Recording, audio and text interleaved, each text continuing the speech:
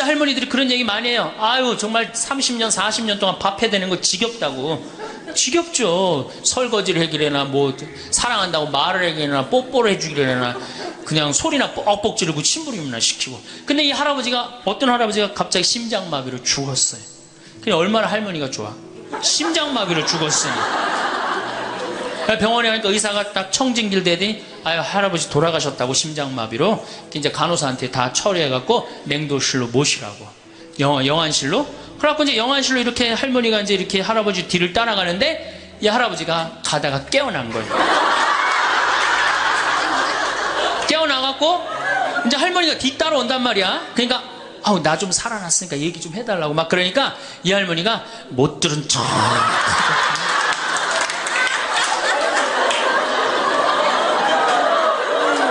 할아버지가 조금 있으면 완전히 이제 냉동고로 들어가게 생겼단 말이야. 말은 안 나오고 더 애절하게 나 좀 살아났으니까 얘기 좀 해달라고. 그러니까 이 할머니 하시는 말씀이 할아버지 다리를 치면서 이 양반아 의사가 죽었대는데 왜 이렇게 말이 많으냐고.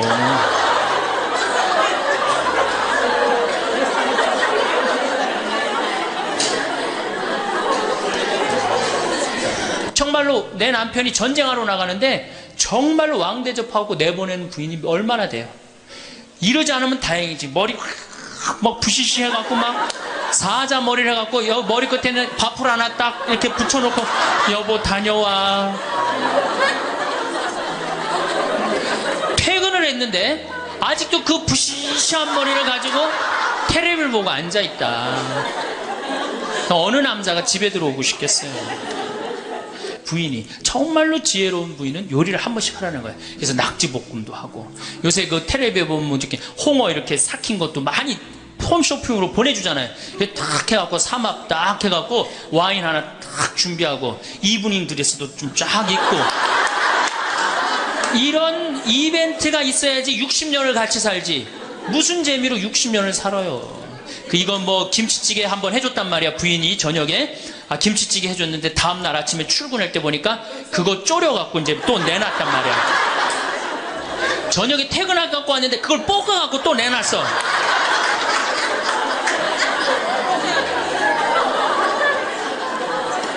내가 전국에 다니면서 강의를 이렇게 했는데 내 아버지 입 빠진 건 모르고 참 창피하더라고요.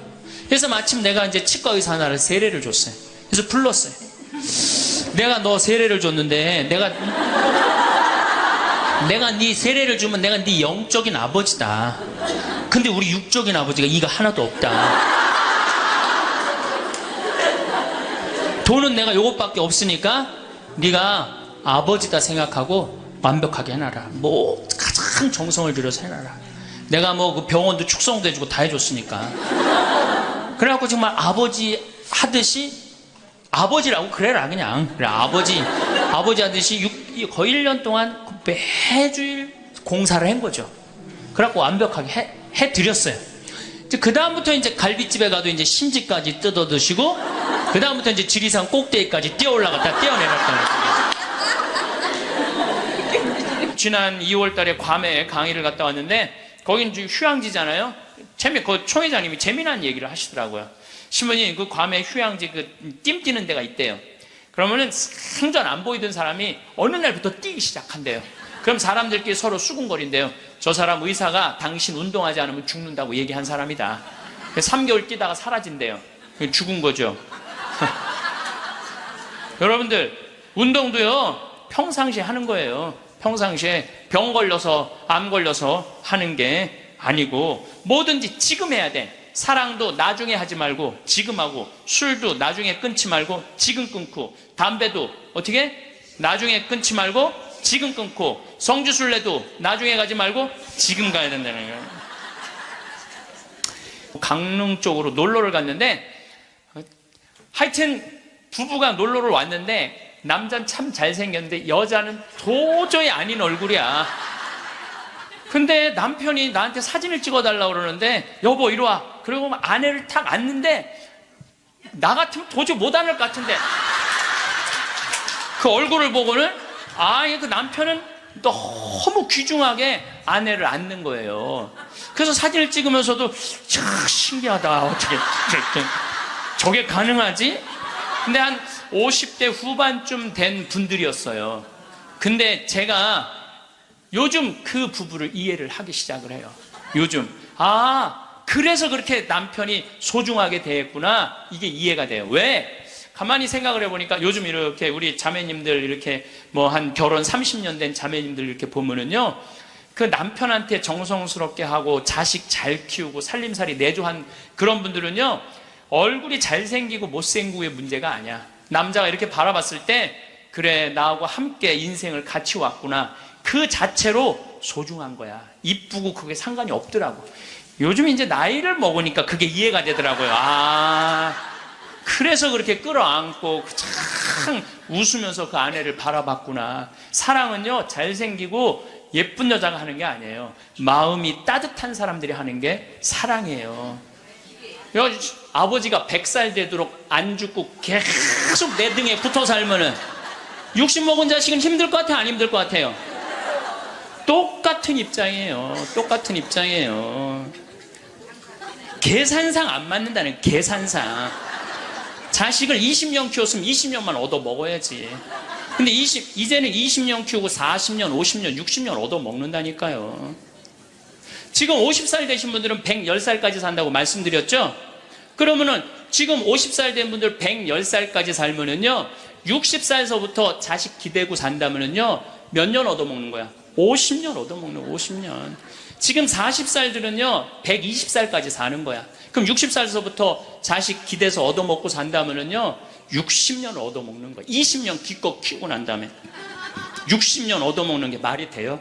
그러니까 이제는 자식하고 산다는 거는, 자식이 늙어서 나를 책임진다는 건 상상도 하지 말라는 거예요. 누가 책임져야 돼? 내 인생은?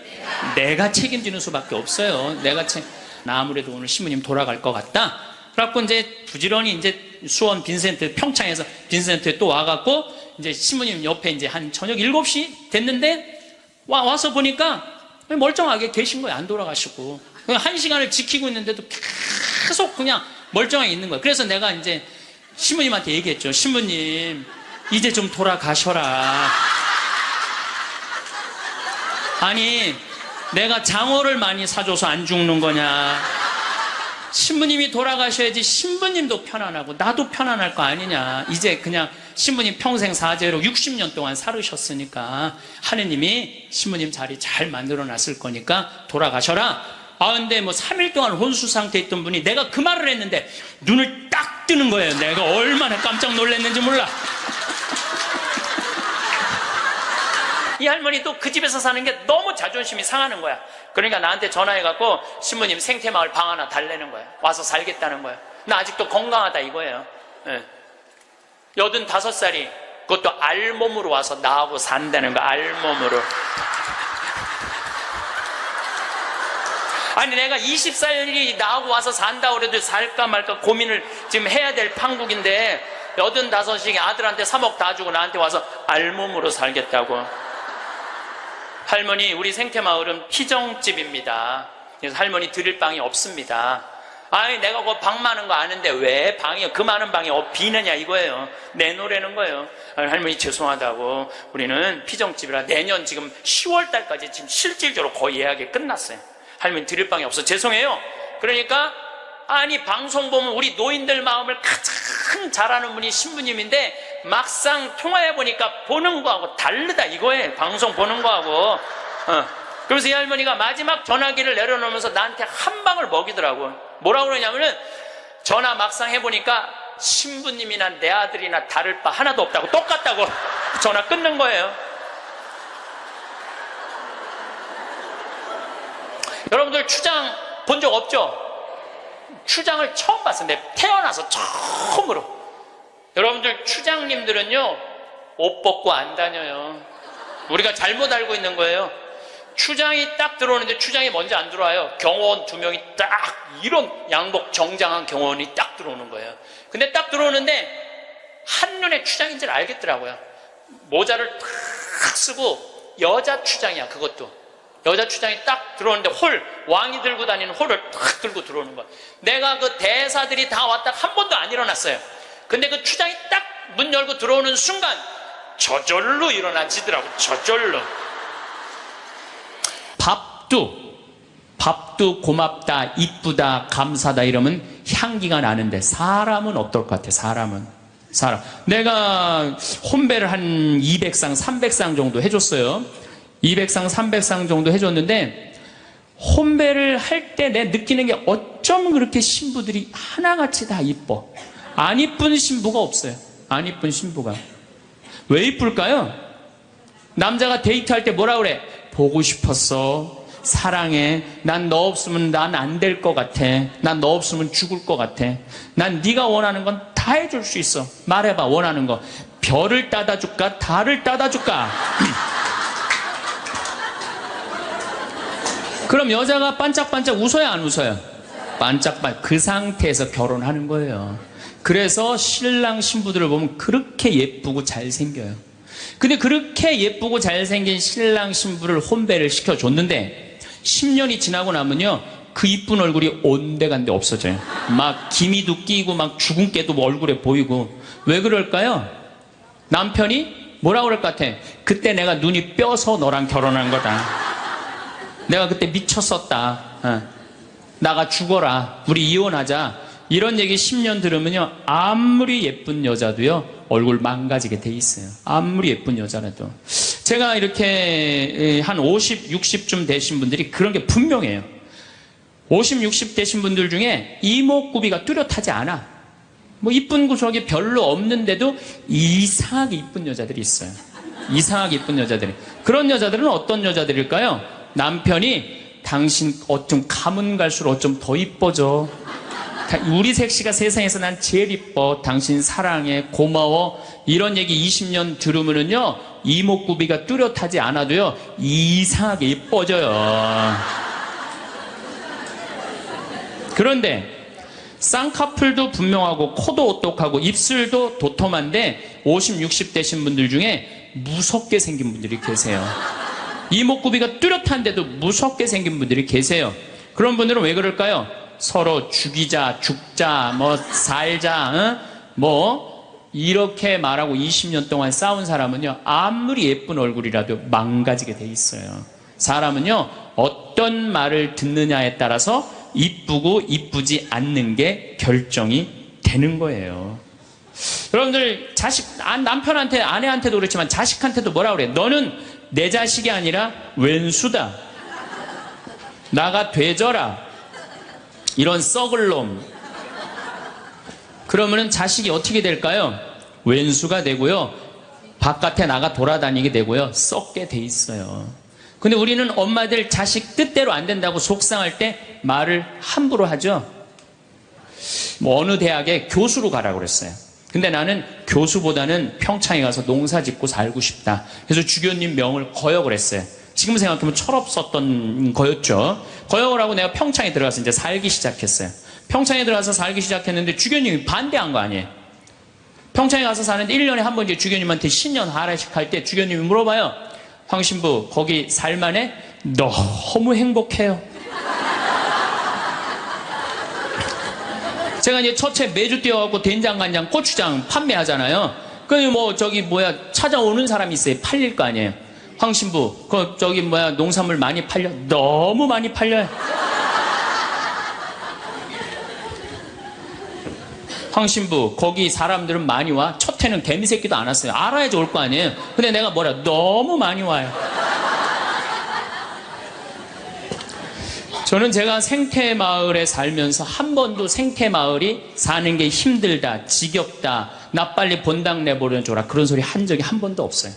그리고 내가 방송에 나가서든 어디 강의 가서든 나는 평창에 사는 게 너무 행복하다. 밤하늘에 별도 예쁘고. 요즘은 또 이 물이 풍부해갖고 아침에 물 한 개가 피면요, 아침에 일어나면 기가 막혀요.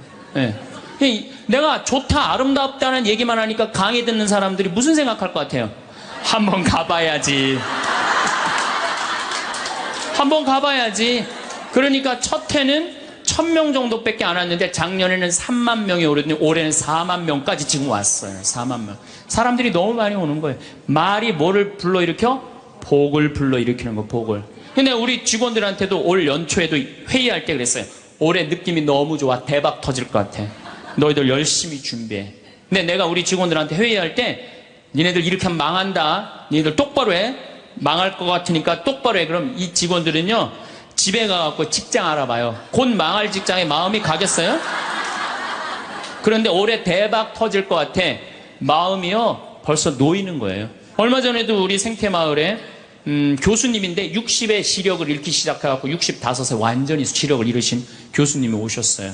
근데 그분이 나하고 밥을 먹으면서 이런 말씀을 하시더라고요. 신부님, 저도 오래간만에 새벽에 강물 소리, 너무 듣기 좋은 강물 소리 들어서 3시간 동안 강물 소리에 흠뻑 젖었다는 거예요. 그리고 새벽에 새가 우는데 너무 자기 오래간만에 행복했다고.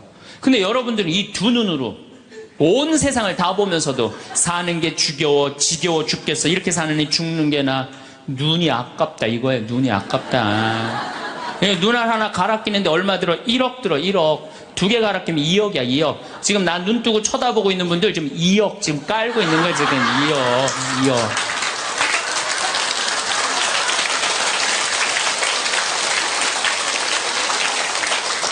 심장 하나 갈아 끼는데 5천, 간 갈아 끼는데 7천, 신장 갈아 끼는데 3천이야. 그럼 이거 3억 5천이야. 3억 5천. 여러분들 팔 하나 이거 의족으로 갈아 끼는데 400이에요. 양팔 800, 양다리 1600. 대충 따지면 여러분 한 5억 정도 되는 거예요. 그리고 더욱이 여기 지금 걸어오신 분은요, 적어도 5억짜리로 지금 끌고 온 거예요. 5억을 갖고.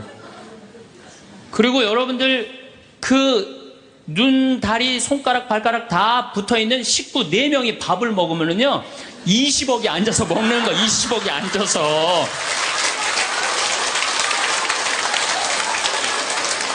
아니, 20억이 앉아서 먹으면서 사는 게 지겹다, 이렇게 사는 게 죽는 게 낫다.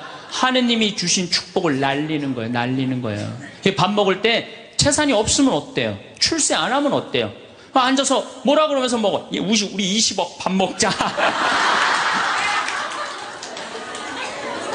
얼마나 행복해. 여러분들이 사는 게 괴로운 게 뭐냐면은 욕심이 너무 많아서 그래. 그래서 입에서 나오는 게 지겹고 불만만 나오는 거야. 사는 게 힘들면은 좋은 소리가 안 나오잖아요. 욕심이 많으면 사는 게 힘들어져요. 사는 게 힘들어서 욕심이 생기는 게 아니라 욕심이 많아서 사는 게 힘들어집니다. 여러분들 욕심만 안 피면요, 우리 인생 괴롭지 않아요.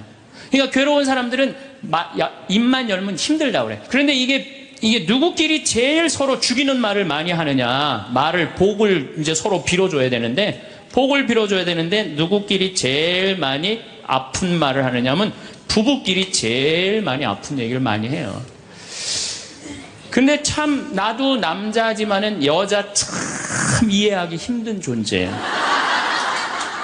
여자 이상하고 요상하고 괴상하고 아주 복잡하고.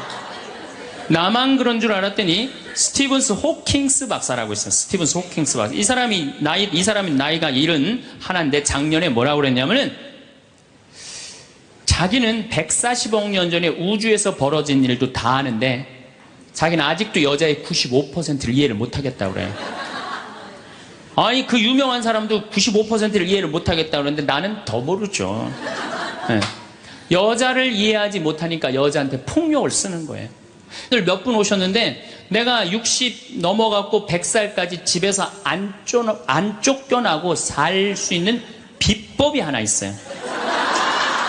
내가 마누라 옆에서 붙어서 사는 비법이 하나 있어. 내가 그거 비법을 알려드릴 테니까 여기 형제님들 내가 알려주는 대로 사시면 돼요. 그저 비법이라는 건 뭐냐면은 마누라가 시키는 대로 하고 사세요.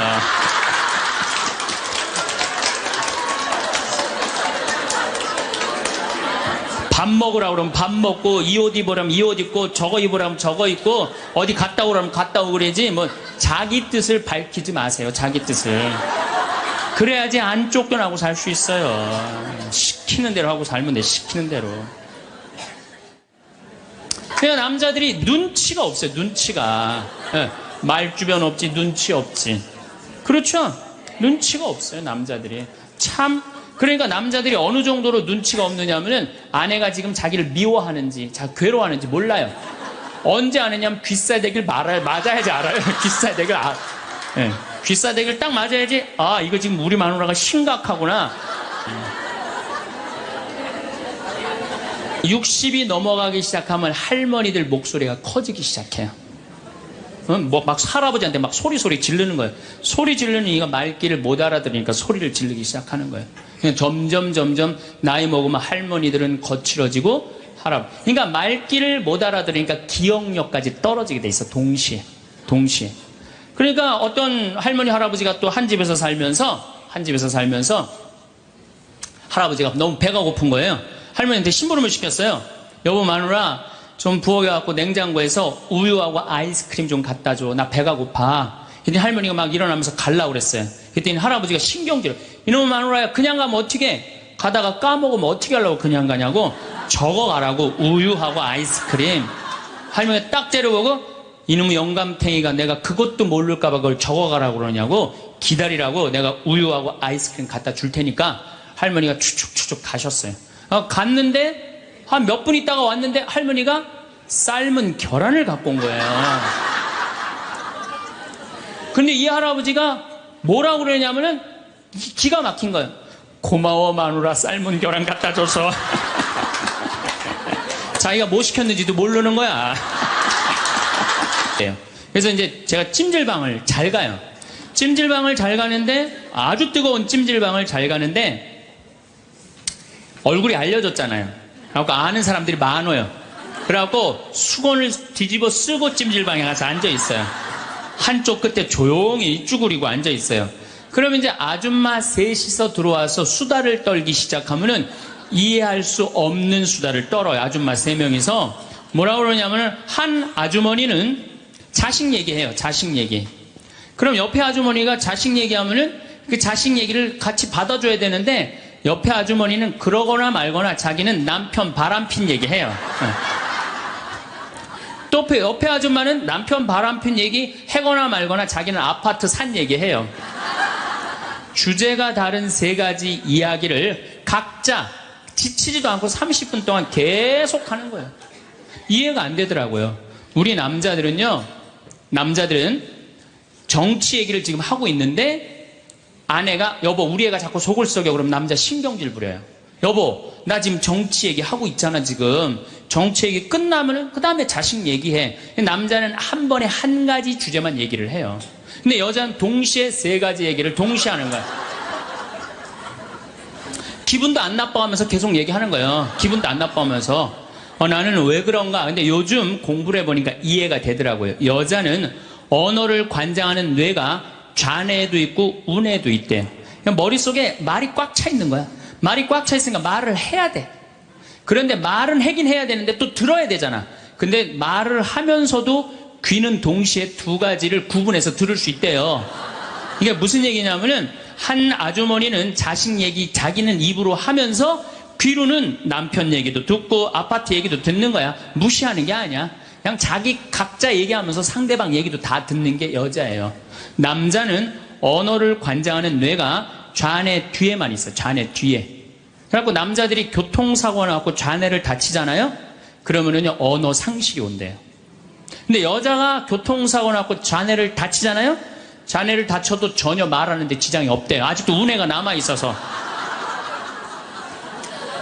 그리고 이런 이 부부가 남자하고 여자하고 부부싸움을 하잖아요. 그럼 남자는 또 흥분을 하면 그나마 자네 뒤에 언어를 관장하는 뇌 기능이 없어져 버린대. 흥분하면. 그러니까 아내가 여보 당신 뭐 시집 와갖고 나 손에 물 안 묻히게 해준다 그랬는데 당신 나 얼마나 고생시켰어. 뭐 결혼기념일을 챙겨줬어. 생일을 챙겨줬어. 우리 친정엄마를 챙겨줬어. 나 여행을 보내줬어. 막 따지면은 남편들이 대꾸를 해야 되는데 이게 어디 있는 줄 알아야지. 대꾸를 하면 어디 있는 줄 알아야지. 그리고 대부분의 남자들의 반응이 어떠냐면 그거 30분 동안 계속 어이 하다가 끝나는 거예요. 여자는 그냥 좌뇌에 있는 거 쏟아내고 우뇌에 있는 거 쏟아내고 막 30분 동안 그냥 있는 대로 공격을 하고 난 다음에 여자는 할 얘기 다 했어요. 그 남자가 그게 시끄러. 그리고 여자는 자기 하고 싶은 얘기 다 하면은요 원도 한도 없어요. 부엌에 가고 아무 일도 없다는 듯이 설거지해요. 그럼 그때부터 남자들이 신경질이 나는 거예요. 왜 신경질이 나냐면 왜 내가 그때 그 적절한 대답을 왜 찾아내지 못했을까? 막 신경질이 나는 거예요. 그래갖고 막 쇼파 던지고 신경질을 부리면은 아내가 부엌에서 아무 일도 없다는 듯이 아내가 한마디 해요. 나와서. 이 사람은 무슨 말만 하면 승질을 부린다고. 그러니까 말싸움으로 아내를 이길 수가 없어요. 남자는요, 여자하고 말싸움 해갖고 이길 수가 없어요. 나는 우리 천주교 신부 중에 수녀님하고 싸워갖고 이겼다는 신부를 본 적이 없어.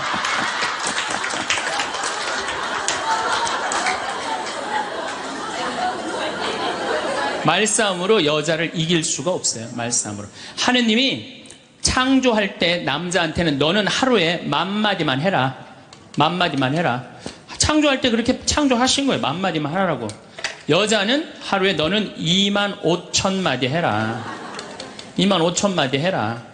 그러니까 하느님이 10,000마디만 하라고 창조한 남자는 출근해갖고 직장에 가면 10,000마디 해요. 이 말 저 말 하면은 벌써 10,000마디 끝나. 집에 들어오면 더 이상 말할 수가 없어. 아니, 하느님이 10,000마디만 하라고 그래서 10,000마디만 하고 들어온 거야.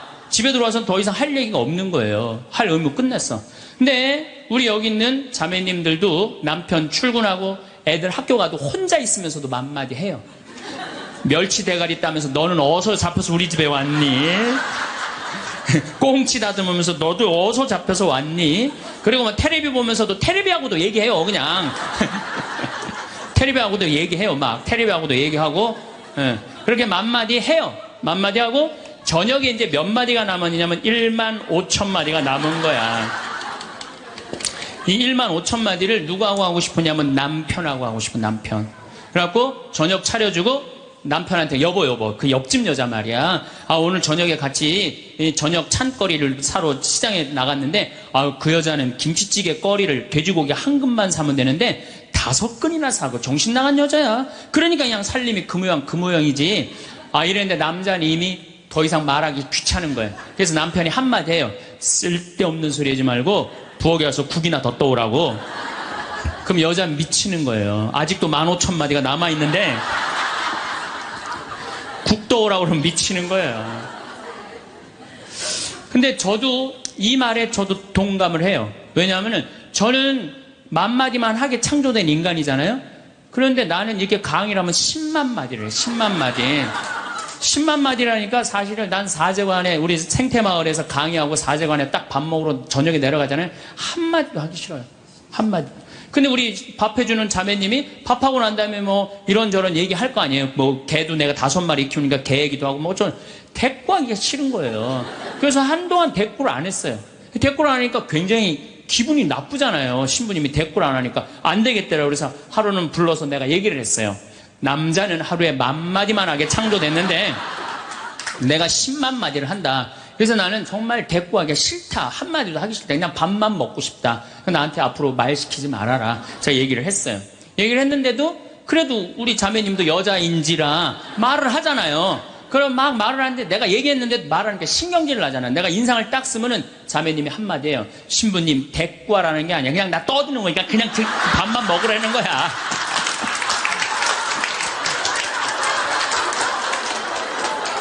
이게 뭐냐면은 이게 합의가 된 거예요. 합의가 된 거야. 그러니까 그냥 떠들어 그냥 난 대꾸 안 하는 거 이해하고 떠드는 거 이해되는 거예요. 서로. 내가 보기에는 많은 부부들이 특히 우리 자매님들이 남편이 막 목석같이 있으면 이런 말을 해. 나는 사는 게 하나도 재미가 없다. 그러죠?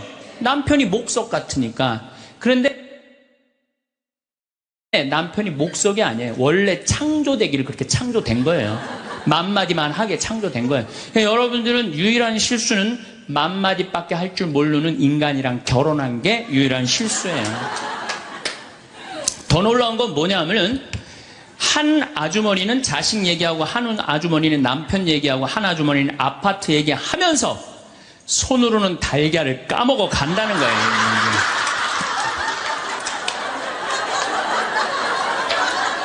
뭐 대단하지 않아요? 달걀. 여러분들 남편한테 이번 추석 때나 뭐 어느 때 한번 시켜보세요. 달걀 좀 까줘 그러면 남편은 어떻게 하는 줄 알아요?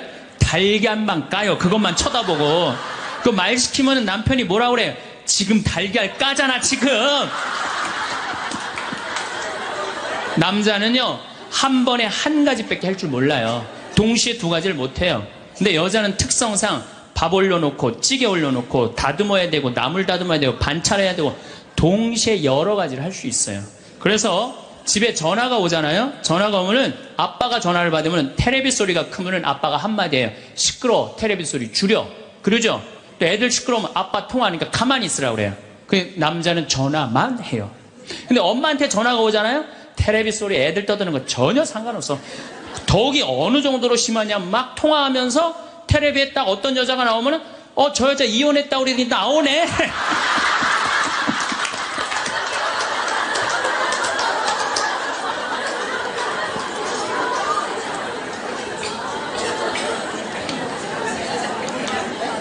이게 무슨 얘기냐면은 언어에 있어서 여자가 남자보다 뛰어납니다. 언어에 있어서 탁월한 능력을 갖고 있어요. 그러니까 남자는 말주변이 없어. 말주변이 없게 돼 있어요. 근데 문제는 언어만 뛰어난 게 아니에요. 여자가 시각도 뛰어나요. 시각도. 우리 눈에는 광수용체가 있어. 빛을 받아들이는 수용체, 짝대기, 사각형 짝대기가 1억 3천만 개가 있어요. 이게 남자 여자가 다 있어요. 근데 요 1억 3천만 개는 하얀색, 빨간색, 까만색, 파란색만 구분하는 거예요. 남자들은 이 광수용체 1억 3천 거 요것만 있어요. 남자들은 색깔 구분을 4가지만 해요. 남자는 회색도 하얀색, 베이지색도 하얀색, 하얀색도 하얀색이야. 남자는 분홍색도 빨간색, 주황색도 빨간색, 빨간색도 빨간색이에요. 남자는 색깔 구분을 못해요. 근데 여자들은 원추형 광수용체 700만 개가 더 있어요. 여자가.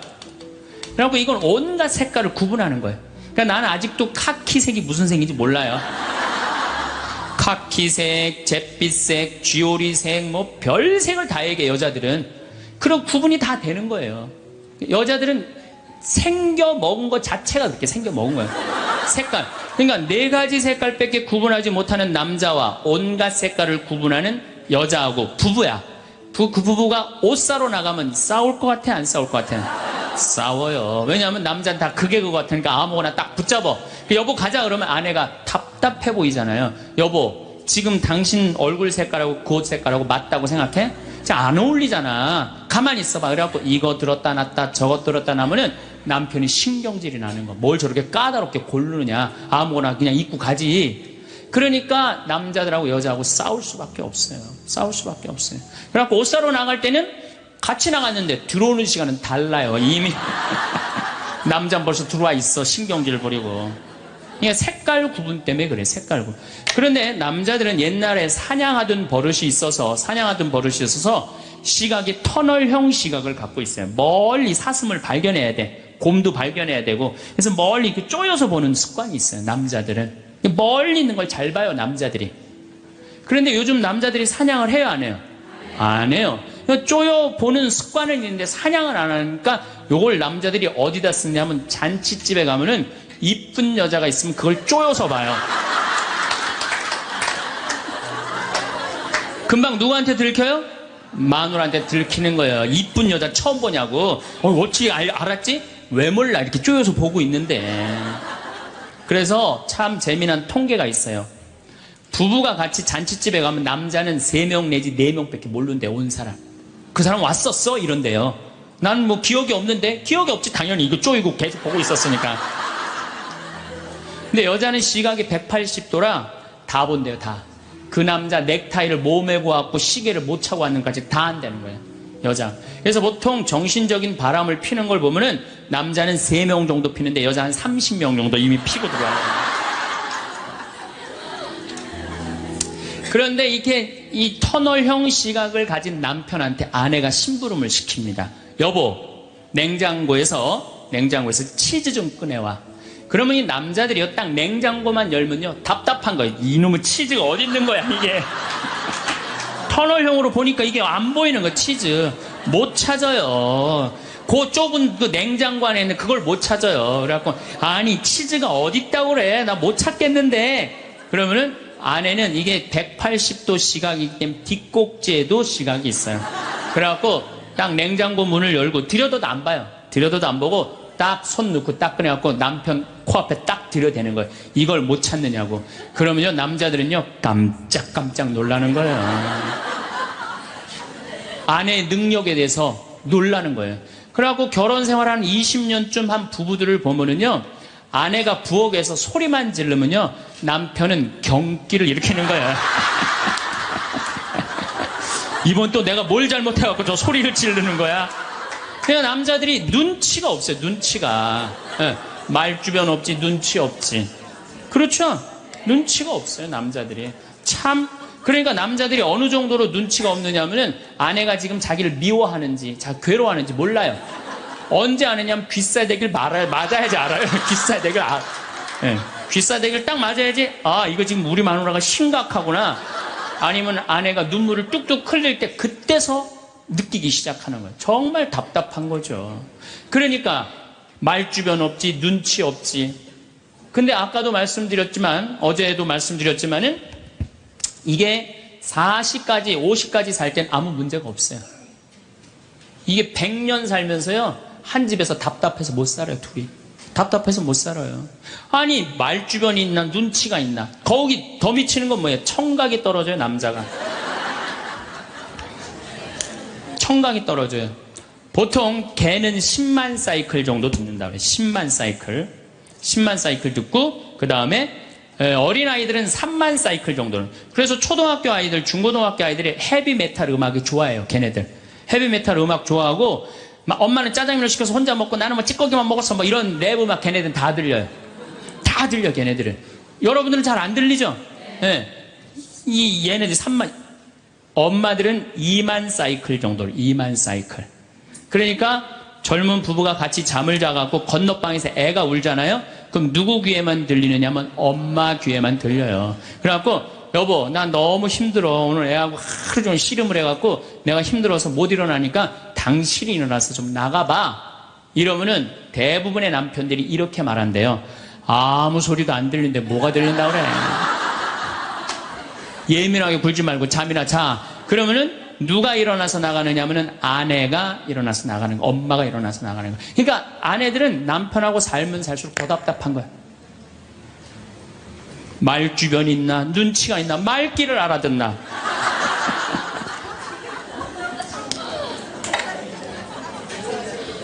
그러니까 이제 한 집에서 할아버지하고 할머니하고 한 집에서 사는 할머니 할아버지야. 할아버지가 이제 저녁 국을 못 끓였는지 너무 궁금한 거야. 그래서 안방에서 할머니한테, 여보 마누라 오늘 저녁 국 못 끓였어? 근데 부엌에서 딸그락 딸그락 소리는 들리는데 대답이 없는 거야. 이놈의 마누라가 날 또 무시하는구나. 이번엔 또 거실에 나가고 또 한번 물어봐요. 이놈의 마누라 저녁 국 못 끓였냐니까 왜 대답이 없어? 아, 근데 딸그락 딸그락 소리는 들리는데 또 대답이 없는 거야. 너무 화가 난 할아버지가 이번에는 부엌에 가갖고, 이놈의 할망구야, 저녁 못 끓였는지 내가 3번이나 물었는데 대답을 안 하냐고. 사람 말이 말 같지 않으냐고. 그러니까 할머니가 눈을 동그랗게 뜨고 하는 말이, 내가 콩나물국이라고 3번 얘기했잖아.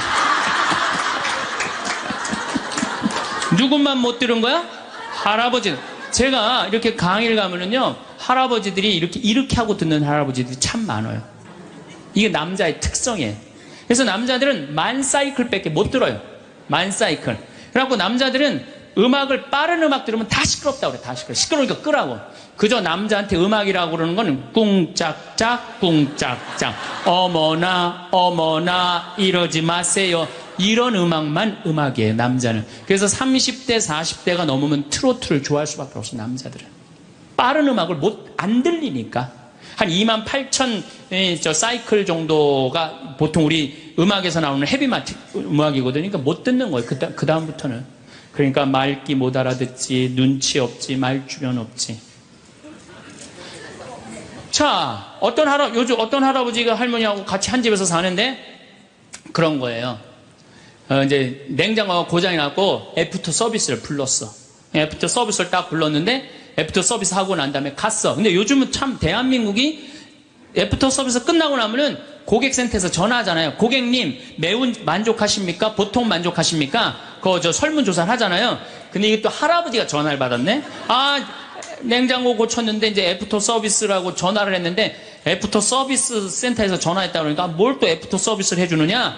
그래갖고 뭐라고 그러니까 할아버지가 할머니한테 그런 거예요. 여보 마누라, 요즘 이상해. 냉장고 고쳤는데도 매운 만두 먹을래요? 보통 만두 먹을래요? 그렇게 물어보는데, 말귀를 못 알아들어요, 말귀를. 그러니까 60이 넘어가기 시작하면 할머니들 목소리가 커지기 시작해요. 뭐 막 할아버지한테 막 소리 지르는 거예요. 소리 지르는 이가 말귀를 못 알아들으니까 소리를 지르기 시작하는 거예요. 그냥 점점 나이 먹으면 할머니들은 거칠어지고 그러니까 말귀를 못 알아들으니까 기억력까지 떨어지게 돼 있어. 동시에. 그러니까 어떤 할머니 할아버지가 또 한 집에서 살면서 할아버지가 너무 배가 고픈 거예요. 할머니한테 심부름을 시켰어요. 여보 마누라 좀 부엌에 갖고 냉장고에서 우유하고 아이스크림 좀 갖다 줘. 나 배가 고파. 그랬더니 할머니가 막 일어나면서 갈라고 그랬어요. 그랬더니 할아버지가 신경질. 이놈의 마누라야 그냥 가면 어떻게 가다가 까먹으면 어떻게 하려고 그냥 가냐고. 적어가라고. 우유하고 아이스크림. 할머니가 딱 째려보고 이놈의 영감탱이가 내가 그것도 모를까봐 그걸 적어가라고 그러냐고. 기다리라고 내가 우유하고 아이스크림 갖다 줄 테니까. 할머니가 추측 가셨어요. 갔는데 한 몇 분 있다가 왔는데 할머니가 삶은 계란을 갖고 온 거예요. 근데 이 할아버지가 뭐라고 그러냐면은 기가 막힌 거예요. 고마워 마누라 삶은 계란 갖다 줘서. 자기가 뭐 시켰는지도 모르는 거야.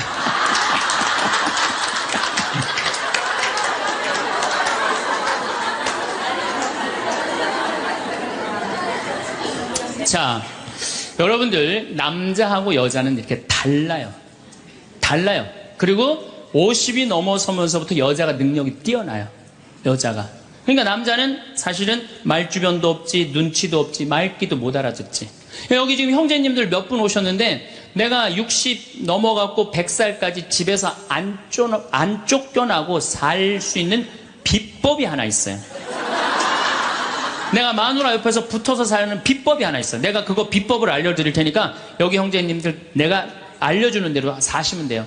그저 비법이라는 건 뭐냐면은 마누라가 시키는 대로 하고 사세요.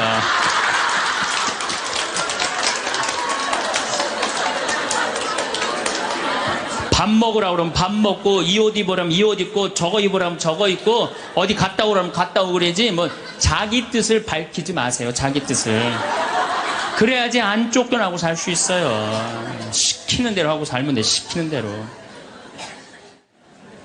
그래서 여러분들 혹시 우리 자매님들 내 남편이 참 목석 같다. 오늘 이해가 돼요 안 돼요? 이해가 되죠? 구박하지 마세요. 원래 생겨 먹은 게 그런 거니까. 아니 본질적으로 말을 하기 싫어하는 게 남자야 남자. 남자들은 또 고민을 하잖아요. 그럼 여자들은 고민을 하면 말을 해야지 고민이 풀려. 근데 남자들은 고민을 하면 가만히 있어야 돼요. 그러니까 그 뭐 로댕에 생각하는 사람이 100년 전에 이러고 있는데 아직도 이러고 있대잖아. 아직도 생각하는 사람.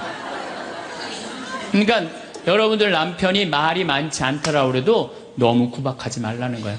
여러분들 남편이 집안에서 물건을 못 찾더라도 좀 구박하지 말라는 거예요. 대신 여자는 집안에 있는 물건을 잘 찾지만 남자는 집 밖에서 물건을 잘 찾아요. 그러니까 여자는 딱 집만 나가면은 깜깜해져. 집만 나가면은.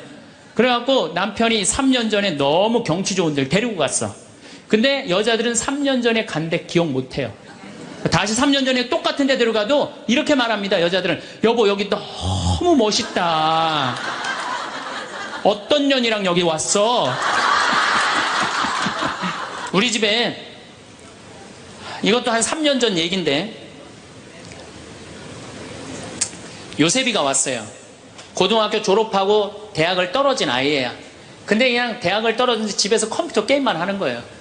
그냥 엄마가 미치는 거지. 애를 보면 대학도 안 들어갔지, 새벽 4시까지 컴퓨터 게임하지, 낮에는 1시에 일어나지. 그냥 미치는 거죠. 그래갖고 나한테 데리고 왔어요. 강원도 평창에. 근데 살이 얼마나 쪘는지 애가 살이 너무 찐 거예요. 그래갖고 그냥 살이 쪄갖고 이 눈두덩이가 안 보이는 거예요. 신부님 우리 애가 문제라고 공부는 안 하고 컴퓨터 게임만 한다고. 그래갖고 그냥 내가 애를 보니까 이 눈두덩이 찢어진 눈두덩 사이로 걔 눈을 자세히 들여다보니까 애는 문제가 없더라고요. 애는. 근데 애가 살이 얼마나 쪘는지 100kg인지 110kg인지 120kg인지 130kg인지 알 길이 없는 거야. 왜 우리 생태마을의 저울은 100km까지 밖에 재는 게 없거든. 올라가면 막 뱅글뱅글 도는 거, 저울이. 그래서 내가 고추 빨 때 방앗간에 나갈 때 달아봐라. 그래서 달아봐. 그랬더니 얘가 몇 킬로가 나냐? 130kg가 나서 130kg. 그래갖고 일단은 하여튼 놔두고 가라고. 그래갖고 이제 엄마는 갔어요. 엄마는 가고. 근데 애가 참 건강한 애예요. 정신도 맑은 애 아이고. 부모 입장에서 문제인데 내 눈에는 문제가 아니더라고. 너 밭에 나가서 일 좀 해라. 그래갖고 이제 다 큰 애니까 밭에 나가서 일을 하고 일주일 지나고 난 다음에 관리장한테 물어봤어요. 걔 어떠냐고, 요셉이. 그랬더니 관리장이 넘버 1이라는 거예요. 엄마는 문제라고 데리고 왔는데 우리 생태마을의 관리장은 넘버 1이라는 거예요. 일도 잘하고 성격도 좋고. 기가 막히더라고. 어떻게 일을 잘하냐 하니까 애가 힘이 좋아갖고 물건도 게으름을 안 핀다는 거예요. 게으름을. 여러분들 얘가 몸으로 살래요? 머리로 살래요? 몸으로 살래죠? 몸으로 살래를 머리로 살라 그러면 얘가 머리가 돌 것 같아, 안 돌 것 같아요? 그러니까 내가 몸으로 살지 머리로 살지 빨리 구분할 줄 알아야 돼요.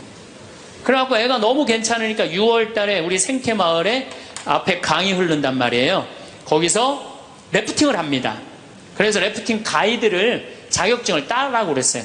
그랬더니 우리 래프팅 가이드 팀장이 신부님 다른 아이는 다 따도 얘는 못 땁니다. 왜냐하면 이 가이드 자격증 체육학과 애들이 따는 거거든요.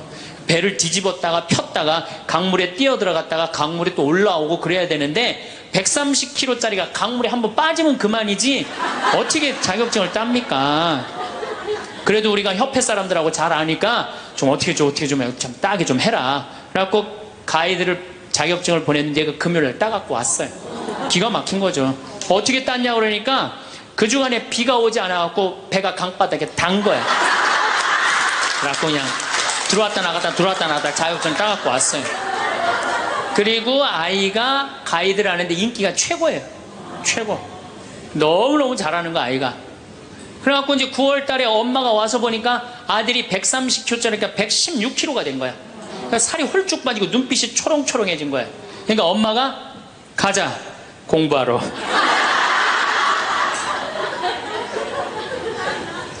그럼 여러분들은 자식은 사춘기지만 여러분들은 뭐예요? 갱년기야. 그러니까 갱년기가 되면 사실은 굉장히 케어가 필요한 거예요. 여러분들 굉장히 돌봄이 필요한 나이예요. 막 피부 처져요, 안 처져요? 눈두덩 처져요, 안 처져요? 눈가 처져요, 안 처져요? 볼 처져요, 안 처져요? 이가 처져요, 안 처져요? 그러니까 그렇게 처지는 거 거울에 이렇게 보고 앉아있으면 어떤 얼굴이 되냐면 이런 얼굴이 되는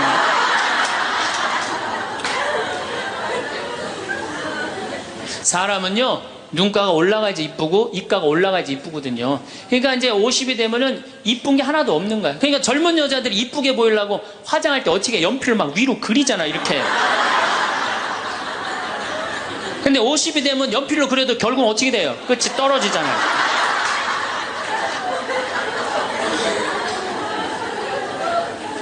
하지만 우리나라 이 갱년기의 여성들은 자신의 고통, 번뇌 뒤로 하고 감추고 희생합니다. 묻어두는 거예요. 자식을 위해서 희생한다. 내가 지금 뭐 생리가 이어졌다 끊어졌다 그냥 정신이 깜빡깜빡 하잖아요, 여러분들. 갱년기 시작되면은. 그렇죠? 지갑은 뒀는데 어디다 뒀는지 생각이 안 나는 그런 경우 참 많죠.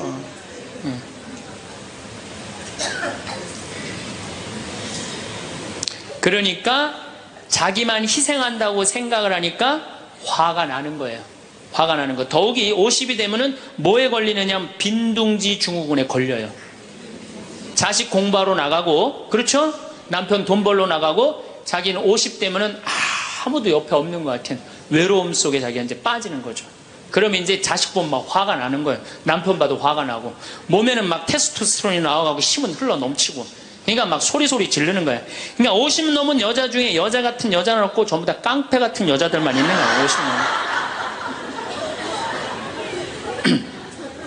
제가 요즘 이렇게 강의를 다니면서 우리 천주교 교우들이 이렇게 많은지 나 몰랐어요. 우리 천주교 교우들 한번 부산에 갔는데 그 남천성당이 뭐 한 3,000명 들어간대요.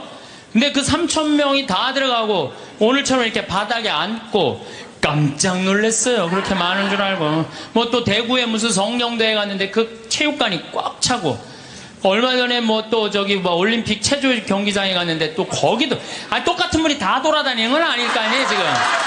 똑같은 분이. 그래서 하느님을 꽉 잡고 살고 싶은 분들이 이렇게 많구나. 예.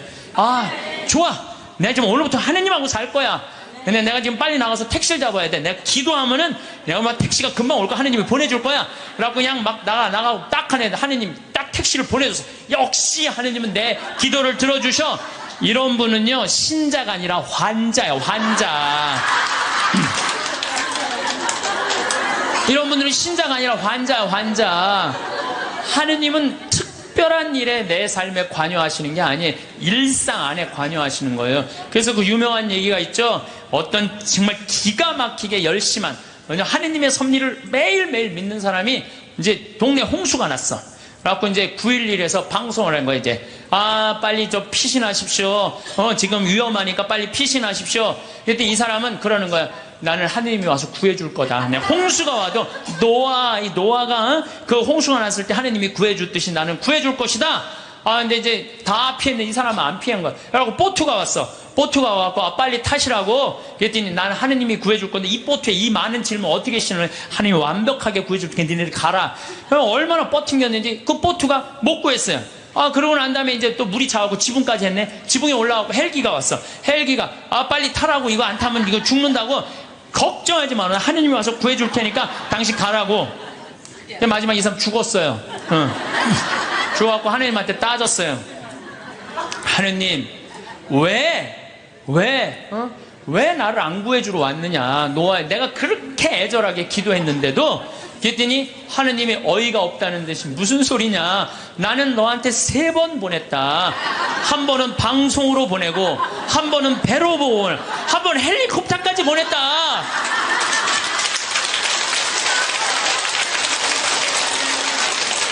하느님을 만나는 일은요 어떤 대단한 기적이 일어나는 게 아니에요. 그냥 일상 안에서 내가 즐거우면 되고, 내가 행복하면 되고, 내가 이웃을 사랑하고, 정말로 오늘 하루 정말 감사하고 즐겁게 사는, 그게 기적인 거예요.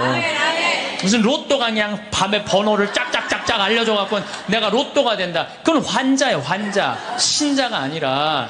그래서 제가 지난 1, 2, 3회에 대해서도 뭐라고 말씀을 드렸냐면, 예수님은 지금도 우리 삶 안에서, 내 삶 안에서 관여하고 계신다.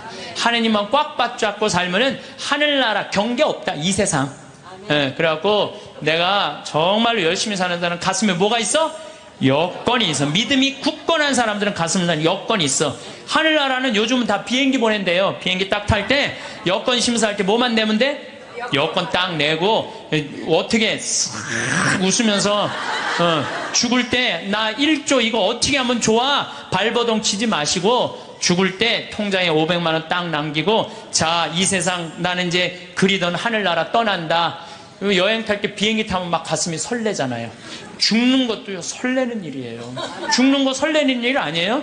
새로운 삶으로 올라가는 과정인데 얼마나 설레. 그러니까 설레니까 우리 그냥 그 최 신부님 손잡고 우리 마리아 할머니가 씩 웃으면서 세상 떠나듯이 여러분들도 마지막 날 웃으면서 떠날 수 있는 그런 분들 되기를 바라겠습니다.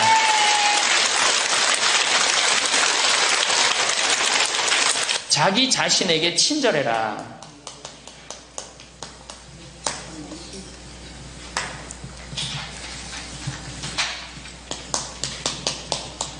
제가 이거 가장 중요하게 여기는 겁니다. 자기 자신에게 친절해라. 우리 할머니들 이제 내가 늙었으니까 이제 소용없다. 이제 뭐 난 늙었으니까 이제 뭐 부귀영화도 필요 없다. 그냥 밥 세끼만 먹고 산다. 이러지 마세요. 지금처럼 소중한 순간이 없어요. 죽기 전에 가장 행복하게 죽어야지 천당 가는 거예요. 자, 아들이 어머니 제가 갈비 사드리니까 갈비 먹으러 갑시다. 그러면은 할머니들이 얘야 경제도 어려운데 갈비는 무슨 갈비냐, 그냥 집에서 김치찌개나 먹자. 이 할머니 바보 멍텅구리 할머니예요. 아들이 갈비 사준다면 어떻게 해야 돼? 방에 들어가고 바로 빨간 거 입술에 바르고 가방 들고 따라 나가야 돼요. 그리고 체해 갖고 집에 들어와서 약을 먹는 한이 있더라도 아들한테 뭐라고 그래야 돼? 내가 아들 잘 만나갖고 호강한다. 고맙다. 고맙다. 어디 갔어? 고맙다. 응? 감사하다. 정말로 내가 너 때문에 호강한다. 나같이 이렇게 호강하는 노인네가 우리 동네는 없다. 이렇게 얘기하면은 다음에 아들이 어떻게 해? 또 사드리고 싶어요. 자기 자신한테 친절해야지 누구도 친절해? 자식도 귀하게 여기는 거예요. 재미난 얘기가 있잖아요. 어떤 엄마가 자기 아들을 막 때려. 야, 이놈 자식 너 맨날 말도 안 듣고. 그럼 동네 아줌마도 에이 이놈아 너 왜 엄마 말 안 듣고 때리는 거예요. 내 자식 내가 때리면 누구도 때려 남도 때리게 돼 있어요. 근데 내 자식 금여 오기야 키우면 다른 사람 못 때립니다. 똑같은 거예요. 할머니가 어제도 말씀드렸잖아요. 예쁘고 고운 옷 입고 탁 성당 갈 때 하얀 예쁜 한복 탁 입고 성당 갔다 오고 탁 걸어놓고 또 누구 온다면 탁 예쁜 거 입고 이건 뭐 이날이나 저날이나 몸빼바지 비슷한 거 입고 그냥 그러지 말라는 거예요. 그러니까 내가 이탈리아 프랑스 브랭땅 백화점인가 그 앞에 가는데 멋있는 양장 입고 다니는 다 할머니들이에요. 근사하게. 근데 우리는 할머니들이 다 그냥 정말로 그 늙은 티를 내고 있는 거예요. 그러지 마시고 하얀 옷 이쁘게 치마도 깨끗한 거 다 다려입고 풀도 먹이고 매일 그러려는 건 아니지만은 성당 갈 때 그렇게 하고 집에 와서 딱 걸어놓고 그렇게 자기 자신한테 귀하게 친절하게 해야지 인생이 값이 있는 거예요. 가치가 있는 거고. 아셨죠? 여러분들 송혜 선생님이 몇 살이시죠? 81살이에요. 81살인데 얼마나 멋있어요. 정말로 전국을 들었다 놨다 하잖아요. 그것도 주일날 12시에. 난 늙었으니까 난 이제 뭐 그만한다. 섹스피어의 그 리오 왕 얘기 보면 딸들한테 왕위를 내줘버려요. 그래갖고 어떻게 돼? 완전히 그냥 뭐 인생 쪼그라지는 거예요. 이제는 젊은 사람들한테 자리를 내준다. 그런 생각할 필요 없어요. 뭐 자리를 내주긴 내줘. 나이를 먹으면 나이를 먹는 만큼의 일이 있는 거예요. 이번에 94살 먹은 구당 선생님이 추석 때 여러분들 침하고 뜸하고 강의하는 거 보셨죠? 얼마나 멋있어요. 난 늙었으니까 이제 안 한다. 나이를 먹으면 먹을수록 경험이 쌓이는 거예요. 그걸 왜 포기를 합니까? 저는 그 일본의 할아버지들 보면은 95, 96 된 할아버지들도 회사 출근하고 일 다 운영해요. 우리나라가 뭐 너무너무 좋은 거, 젊은 거, 새로운 거 해갖고 오래된 거를 중히 여기지 않는데 할머니, 할아버지들이 사실은 삶의 경험이 훨씬 많은 거예요. 그 일을 놓으면 그게 다 없어지는 거예요. 그 구당 선생님이 하신 얘기가 있어요.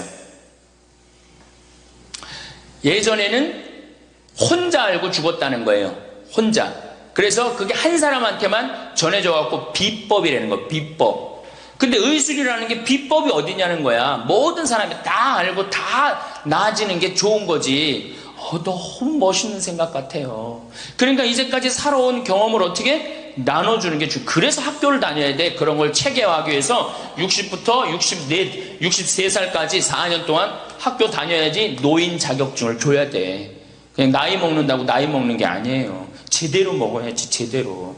그러니까 절대 일을 놓지 말아라. 이번에 중국 북경올림픽에서 자원봉사자 최고령이 몇 살이야? 103살의 최고령 봉사자예요. 103살짜리가 자원봉사 했어요. 이번에 그 할아버지가 정말로 나이는 뭐에 불과해? 숫자에 불과한 거. 이제는 나이는 숫자에 불과한 거예요. 그러니까 우리 할머니도 어떻게? 일을 놓지 말아라. 감사하냐 감사하지 않느냐에 따라서 건강도 결정되는 거야. 건강도. 그러니까 우리 할머니들 감사하세요. 그리고 여기 할머니들은 감사 안 할 수가 있는 할머니들이야. 지금 2달에 평창까지 올 정도면 감사해 안 감사해? 본당 신부 잘 만나갖고 뭐 돈도 많이 대줬다며 얘기 들어보니까 돈도 많이 대주고 얼마나 좋아. 그리고 생각해봐. 어제 점심 저녁 오늘 아침 저녁 해주는 밥 먹었잖아. 그렇죠? 맨날 내가 집에서 해먹어야 되는데 해주는 밥 먹고 얼마나 감사해. 또 어젯밤에 이렇게 빈님이 오시는데 아침에 일어나니까 저 구름 산에 걸려있는 구름 이뻐요 안 이뻐요? 그러면은 벌써 하느님한테 감사 찬양 100번은 더 했어야 될까? 하느님 감사합니다. 내가 비산동 성당 다녀갖고 이 좋은 성당에서 여기 1박 2일로 보내주고 밥 3끼 이제 먹었잖아. 밥 3끼 공짜로 먹여주시고 감사합니다. 감사합니다. 입만 열면 뭐 해야 돼? 감사합니다 해야죠? 그러면은 건강한 거예요. 건강한 거예요. 예, 그러고 살아야 돼. 그리고 집에서도 자식들 앞에서 입만 열면 뭐 해야 돼? 감사하다. 니네들 건강하고 나도 건강하고 감사하다. 그냥 냉면 안 얻어먹고 이런 것만 원망하지 말고. 냉면 먹고 싶으면 어떻게 하라고? 내 돈 가지고 내가 가서 사 먹으면 돼. 내 돈 주고 내가 가서 사 먹으면 되지. 그걸 기다려요. 신부님 냉면 사 먹을 돈이 어디 있어요? 집 하나 잡히면 되는 거예요. 나이 들수록 점점 빛나는 사람 특징 첫 번째는 자유롭고 독립적인 노후를 보냅니다. 중년 이후 혼자 사는 즐거움. 성공한 사람들을 보면 크게 두 부류로 나뉘는 걸 알 수 있습니다. 하나는 자신이 성공했다고 여기저기 떠벌리고 다니는 사람들, 그리고 또 하나는 조용히 아무 말 없이 자기 삶을 사는 사람들입니다. 우리는 흔히 성공을 하면 자연스럽게 자랑하고 싶어질 거라고 생각하죠. 좋은 차를 사고 비싼 시계를 차고 SNS에 멋진 사진을 올리고 싶을 겁니다. 왜냐하면 그렇게 하면 남들이 나를 더 인정해 줄 거라고 믿으니까요. 하지만 현실은 그렇지 않습니다. 오히려 진짜 성공한 사람들은 그렇게 행동하지 않습니다. 왜냐하면 보여줄 필요가 없기 때문입니다. 돈이 많다고 높은 자리에 있다고 유명하다고 해서 굳이 그걸 드러낼 필요는 없습니다. 그걸 아는 사람들은 이미 알고 있고 모르는 사람들은 알 필요가 없죠. 그런데도 굳이나 성공했다고 떠드는 사람들이 있습니다. 그런 사람들은 왜 그럴까요? 간단합니다. 그 사람들은 사실 그렇게까지 성공한 게 아니기 때문입니다. 우리는 종종 SNS에서 성공한 사람들을 봅니다. 해외여행을 가고 고급 레스토랑에서 밥을 먹고 멋진 차를 타고 다니는 모습? 그런데 가만히 보면 그런 걸 보여주는 사람들은 언제나 뭔가를 팔고 있습니다. 강의를 팔든 자기 브랜드를 홍보하든 아니면 단순히 자기 자존감을 유지하려고 하든 간에 결국 목적이 있는 거죠. 진짜 부자들은 그렇게 하지 않습니다. 오히려 조용히 아무도 모르게 자기 일을 합니다. 왜냐하면 자랑해서 얻을 게 없기 때문입니다. 오히려 괜히 잘난 척했다가 사람들에게 이용당하거나 시기와 질투를 받거나 쓸데없는 오해를 사는 게 더 피곤합니다. 이건 단순한 돈 이야기가 아닙니다. 사회적인 성공을 이룬 사람들도 마찬가지입니다. 진짜 실력 있는 사람들은 자기 실력을 굳이 떠벌리지 않습니다. 왜냐하면 그럴 필요가 없으니까요. 자기 분야에서 최고라면 사람들이 먼저 알아서 찾아옵니다. 반대로 실력이 부족한 사람일수록 자기를 포장하려고 애씁니다. 우리가 흔히 듣는 말이 있죠. 빈수레가 요란하다. 이 말이 괜히 있는 게 아닙니다. 정말 내실이 있는 사람들은 굳이 시끄럽게 굴지 않습니다. 반대로 겉만 번지르르한 사람들은 자기가 얼마나 대단한지 떠들고 다닙니다. 이걸 좀 더 현실적인 예로 들어볼까요? 동창회에 나가면 꼭 이런 사람이 있습니다. 옛날에는 별거 아니었는데 갑자기 잘 됐다고 나타나서 자기가 얼마나 성공했는지 자랑하는 사람. 처음에는 다들 와 대단하다 하고 들어주지만 시간이 지나면 어떨까요? 대부분 속으로 이렇게 생각할 겁니다. 저 사람 뭐 저렇게까지 티를 내? 결국 그런 사람은 점점 멀어지게 됩니다. 반면에 정말 성공한 사람들은 조용합니다. 굳이 자기가 어떻게 살고 있는지 설명하지 않죠. 그런 사람들은 오히려 주변에서 먼저 알아보고 자연스럽게 존경을 받습니다. 그게 진짜 성공입니다. 그럼 우리는 어떻게 해야 할까요? 내가 뭔가를 이루었을 때 굳이 남들에게 알릴 필요가 있을까요? 물론 가까운 사람들에게 좋은 소식을 전하는 건 좋습니다. 하지만 굳이 모든 사람들에게 나 이렇게 잘 살고 있어요 하고 알릴 필요는 없습니다. 그런 행동은 결국 나에게 득이 되지 않습니다. 성공이라는 건 원래 조용한 겁니다. 내가 잘 되고 있으면 주변 사람들이 자연스럽게 알게 됩니다. 굳이 내가 말하지 않아도 내 행동과 태도에서 묻어나오게 되어 있습니다. 그러니 굳이 보여주려고 애쓰지 마세요. 오히려 그게 더 진짜 성공한 사람의 태도입니다. 사람은 사회적 동물이라고 하잖아요. 혼자 살아갈 수 없고 결국 사람과의 관계 속에서 기쁨도 얻고 때로는 상처도 받습니다. 그런데 한 가지 생각해 볼 게 있어요. 우리가 정말 인간관계가 필요해서 맺고 있는 걸까요? 아니면 그냥 그래야 한다고 배워서 어쩔 수 없이 유지하고 있는 걸까요? 어릴 땐 친구 많으면 좋다고 하죠. 사회생활에서도 인맥이 중요하다는 말을 많이 합니다. 그런데 정작 주변을 보면요, 인간관계가 넓은 사람일수록 스트레스를 더 많이 받아요. 전화벨이 울릴 때마다 이번엔 또 무슨 부탁일까 싶고, 단체 채팅방에서 메시지가 올 때마다 이걸 또 어떻게 대답해야 하나 고민하죠.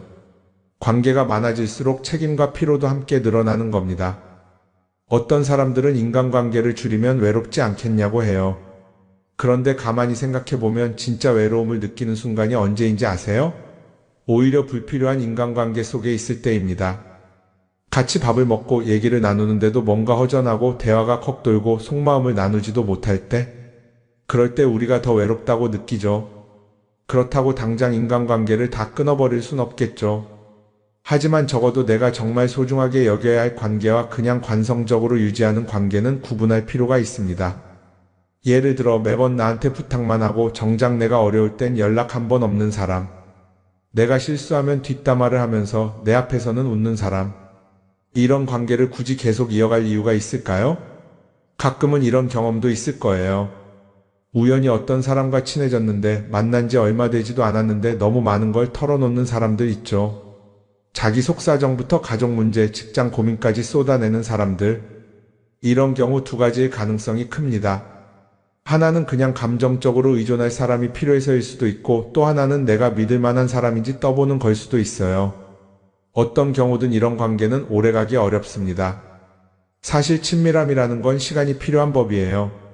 적당한 거리를 두고 천천히 서로를 알아가야 하는데 초반부터 급격하게 가까워진 관계는 쉽게 무너지는 경우가 많습니다. 처음엔 친하다고 생각했는데 어느 순간 사소한 일로 틀어지고 결국 남보다 못한 사이가 되는 거죠. 그러면 인간관계를 어떻게 해야 할까요? 답은 간단합니다. 억지로 맺지 말고 굳이 유지하려고도 하지 않는 거예요. 내가 편한 관계라면 자연스럽게 이어질 것이고, 그렇지 않다면 서서히 멀어질 겁니다. 그리고 그걸 억지로 붙잡지 않아도 괜찮습니다. 관계를 유지하는데 에너지를 쓰기보다는 정말 소중한 관계에 집중하는 게 더 낫지 않을까요? 어떤 사람은 내가 인간관계를 줄이면 나중에 나 혼자 남는 거 아니냐 걱정하기도 해요. 그런데 생각해보면요, 진짜 나를 위하는 사람은 많지 않아요. 인간관계를 줄인다고 해서 완전히 혼자가 되는 게 아닙니다. 오히려 불필요한 관계를 정리하고 나면 남아있는 관계들이 더 단단해지고 가치 있게 느껴질 겁니다. 예전엔 인맥이 자산이라는 말을 많이 했어요. 그런데 요즘은 꼭 그렇지도 않죠. 오히려 불필요한 인간관계가 많으면 그게 짐이 될 수도 있어요. 적당한 거리, 적당한 선. 이걸 잘 지키는 게 결국엔 가장 편한 인간관계를 유지하는 방법 아닐까요? 한번 곰곰이 생각해 보세요. 지금 내 주변에 있는 사람들 중에서 내가 정말 편하게 만날 수 있는 사람이 몇 명이나 되는지, 내가 억지로 맞춰주고 있는 관계는 없는지. 관계를 줄이면요, 외로워지는 게 아니라 오히려 더 자유로워집니다. 그리고 자유로워진 만큼 내 인생에서 정말 중요한 것에 집중할 수 있게 됩니다. 인간관계 너무 많은 걸 신경 쓰다 보면 정작 중요한 걸 놓칠 수 있어요. 그러니까 이제는 한 번쯤 정리해보는 것도 나쁘지 않을 겁니다. 사람들이 돈을 많이 벌고 싶어 하는 이유가 뭘까요? 단순히 돈이 많으면 좋으니까? 물론 그것도 있겠지만 사실 돈을 원하는 진짜 이유는 더 나은 삶을 살기 위해서겠죠. 그런데 문제는 돈을 많이 번다고 해서 반드시 삶이 나아지는 건 아니라는 겁니다.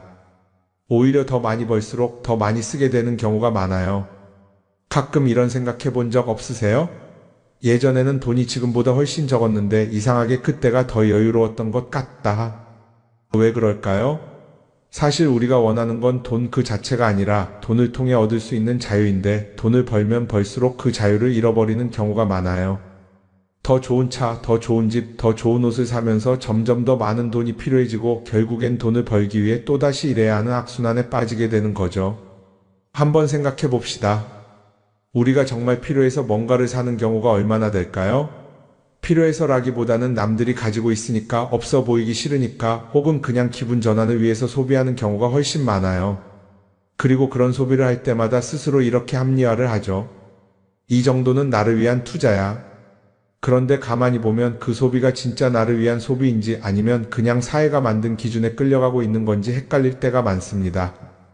예를 들어 예전에는 스마트폰 하나면 충분했는데 이제는 스마트워치도 있어야 하고 무선 이어폰도 필요하고 태블릿도 있어야 할 것 같고 하나를 사면 또 다른 무언가가 필요해지는 시기예요. 사실 이건 우리가 그렇게 만들어진 겁니다. 광고도 그렇고 SNS도 그렇고 자꾸 우리에게 이렇게 말하죠. 이걸 사야 더 행복해질 수 있어요. 그런데 정작 그걸 사고 나면 어때요? 처음 며칠은 좋죠. 그런데 시간이 지나면 또 다른 걸 사고 싶어져요. 왜냐하면 물건이 우리를 오래 행복하게 만들어주지는 않거든요. 특히 요즘은 SNS가 이런 소비 심리를 더 부추기는 것 같아요. 예전에는 친구들끼리 만나서 나 새로 샀어 하고 자랑하는 게 전부였는데 이제는 SNS에 올리면서 전 세계 사람들에게 보여주잖아요. 그러다 보니까 남들도 다 뭔가를 사서 올리고 나도 따라해야 할 것 같은 기분이 드는 거예요. 그런데 중요한 건 그 사람들도 사실은 나와 똑같은 기분이라는 겁니다. 내가 남을 부러워하는 만큼 나도 누군가에게 부러움을 사려고 애쓰고 있는 거죠. 결국 끝없는 비교와 소비 속에서 진짜 중요한 걸 놓치게 되는 겁니다. 한번 이렇게 생각해보면 어떨까요? 만약 내가 지금부터 딱 1년 동안 불필요한 소비를 하지 않는다면 내 삶이 어떻게 변할까? 아마 처음에는 답답할 수도 있어요. 사고 싶었던 걸 참아야 하니까. 그런데 그걸 몇 번 참고 나면 어느 순간 깨닫게 될 겁니다. 내가 굳이 이걸 안 사도 괜찮네? 그렇게 불필요한 소비가 줄어들면 자연스럽게 돈이 쌓이겠죠. 그런데 돈이 쌓이는 것보다 더 중요한 게 있어요. 바로 마음의 여유가 생긴다는 겁니다. 돈을 쓰지 않는다고 해서 불행해지는 게 아니라 오히려 소비로부터 자유로워지면서 진짜 행복을 찾을 수 있어요. 물론 이걸 실천하는 게 쉽지는 않겠죠. 우리 주변에는 소비를 부추기는 것들이 너무 많으니까요. 하지만 적어도 이런 건 해볼 수 있습니다. 뭔가를 사고 싶을 때 한 번만 스스로에게 물어보는 거예요. 이게 정말 나한테 필요한 걸까? 아니면 그냥 순간적인 욕심일까? 만약 그 질문을 던졌을 때 5초 안에 당연히 필요하지 라는 답이 나오지 않는다면 사실 그건 없어도 되는 물건일 가능성이 큽니다. 정말 필요한 건 고민할 필요도 없이 바로 떠오르거든요. 그러니까 이제는 한 번쯤 생각해 봐야 할 것 같아요. 나는 지금 내가 원하는 삶을 살고 있는 걸까? 아니면 남들이 만든 기준에 맞추기 위해 내 시간을 팔고 있는 걸까? 소비를 줄인다는 건 단순히 돈을 아끼는 게 아닙니다. 그건 결국 내 삶의 선택권을 되찾는 일이거든요. 돈을 많이 버는 것도 중요하지만 더 중요한 건 그 돈을 어떻게 쓰느냐입니다. 그리고 때로는 아무것도 사지 않는 게 최고의 선택일 수도 있어요. 우리는 요즘 SNS 없이 사는 게 거의 불가능한 시대에 살고 있죠. 아침에 눈 뜨자마자 휴대폰을 확인하고 출근길에도 SNS를 보고 잠들기 전까지도 계속 들여다봅니다.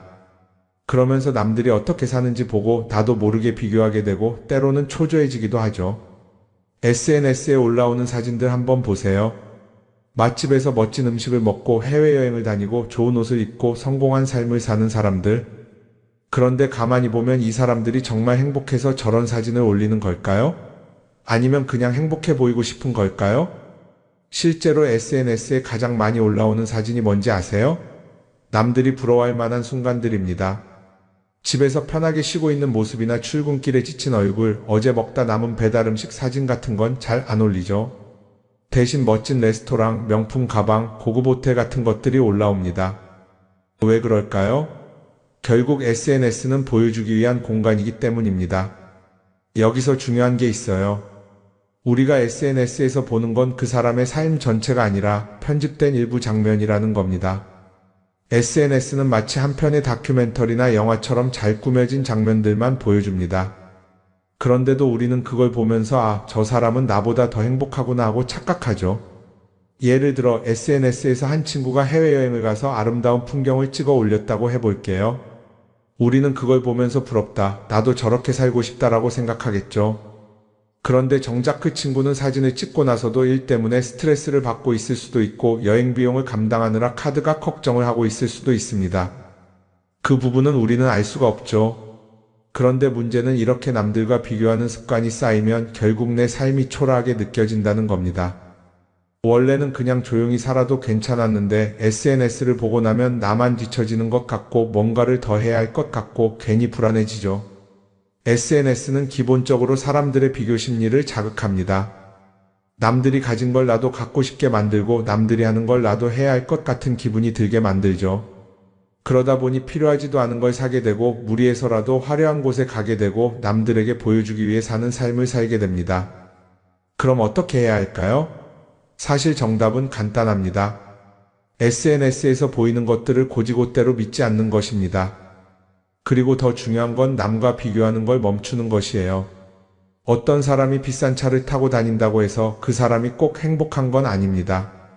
좋은 차를 타고 다니지만 밤마다 사업 걱정에 잠 못 이루는 사람도 많아요. 반대로 대중교통을 이용하지만 마음 편하게 사는 사람도 있죠. 결국 행복은 보이는 것이 아니라 느끼는 것입니다. SNS를 덜 보면 덜 불행해진다는 연구 결과도 있어요. 하루 종일 남의 삶을 보면서 비교하는 시간을 줄이면 내 삶에 집중할 수 있는 시간이 많아지는 겁니다. SNS를 완전히 끊을 필요는 없지만 최소한 그 안에 있는 것들이 전부 진짜라고 생각하지 않는 태도는 필요합니다. 우리는 누구나 자신만의 속도로 살아가고 있어요. 남들은 남들대로 사는 거고 나는 나대로 살면 됩니다. SNS에서 남들의 화려한 모습을 볼 때마다 한 번쯤 이렇게 생각해 보세요. 이건 그 사람이 보여주고 싶은 삶일 뿐이다. 그러면 조금은 편해질 겁니다. 사람들은 다들 자기 인생을 살아간다고 생각하죠. 그런데 가만 보면 정말 자기 인생을 사는 사람이 얼마나 될까요? 많은 사람들이 사실은 남이 만들어 놓은 기준에 맞춰서 살고 있어요. 좋은 대학, 좋은 직장, 좋은 차, 좋은 집. 다들 이런 걸 목표로 삼지만 정작 내가 원하는 삶이 뭔지 깊이 생각해 본 적이 없는 경우가 많아요. 이건 어릴 때부터 교육받아온 방식과도 관련이 있어요. 우리는 어릴 때부터 이렇게 살아야 한다는 틀 안에서 자라죠. 공부 열심히 해서 좋은 성적을 받아야 하고 좋은 직장을 가져야 하고 결혼도 적당한 때에 해야 하고 마치 인생이 정해진 수순이라도 있는 것처럼요. 그러다 보니 나 스스로 정말 원하는 걸 고민하기보다는 그냥 남들이 정해놓은 목표를 따라가게 돼요. 그런데 이렇게 남의 기준에 맞춰서 살다 보면 어느 순간 공허함을 느끼게 됩니다. 이게 정말 내가 원했던 삶인가? 하는 의문이 들 때가 오죠. 어릴 땐 성적이 목표였고 사회에 나와서는 연봉이 목표였고 결혼하고 나서는 아이 교육이 목표였는데 그 목표를 이루고 나면 허무한 거예요. 계속 뭔가를 이루긴 했는데 정작 나는 어디에 있는지 모르겠는 거죠. 진짜 중요한 건 내가 원하는 게 뭔지를 아는 것이에요. 그런데 이게 쉽지 않죠.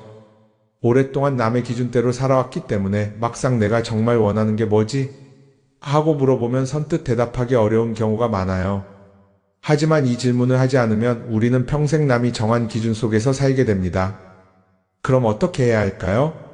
첫 번째로 필요한 건 내가 왜 이런 생각을 하게 됐는지 스스로 점검하는 거예요. 예를 들어 내가 비싼 차를 사고 싶다고 생각한다면 그게 정말 내 필요 때문인지 아니면 남들에게 잘 보이기 위해서인지 한번 따져봐야 해요. 만약 남들이 나를 어떻게 볼까 하는 게 더 중요하다면 그건 내 기준이 아니라 사회가 만들어 놓은 기준일 가능성이 큽니다. 두 번째는 다른 사람의 의견에 휘둘리지 않는 연습을 하는 거예요.